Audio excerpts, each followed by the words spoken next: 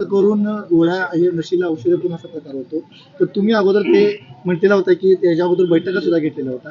आता नेमकं रोज का करणार नाही? पोलीस सुद्धा कॉम्बिंग ऑपरेशन बाकी करत नाहीत. त्याची रिस्पॉन्स नाही, पण एक एक घटना काढून आपण पाहिली तर त्याच्यामध्ये हे घडूच नये आणि घडल्यानंतर 24 तासात सगळे आरोपी पकडत आहेत प्रशासन, घडूच नये. पण त्या प्रत्येक घटनेमध्ये काही ना काहीतरी मोठी काही वर्षांची बॅकग्राऊंड आपल्या लक्षात येते आणि त्यामुळे कायद्याचा धाक निर्माण झाला पाहिजे. म्हणजे आकडेवारी आता वाढत म्हणणार साधारणतः वर्षभरात किती करतात, यावर्षी किती त्याच्यात थोडं कमीच झाले असेल, खूप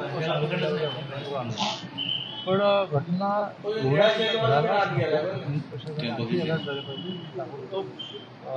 ऑनलाईन मिटिंग घेऊन त्याला जे रेकॉर्ड होत त्या सगळ्यांना माहिती रोजची हजेरी सुरू आहे. एक तर मोठं अभियान सायलेंटली सुरू आहे की सगळ्यांकडची शस्त्र परवाने अनावश्यक परवाने मोठ्या प्रमाणावर बोकाच्या केसेस लागतात.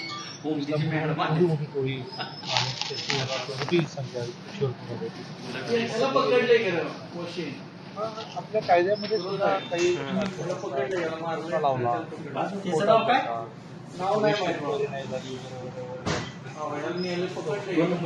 त्यामुळे थोडा उशीर होते, पण कोणालाही पळायला जागा ठेवणार गँगवर सुद्धा जास्त प्रमाणात सांगलीमध्ये घडलेल्या गँगवर म्हणून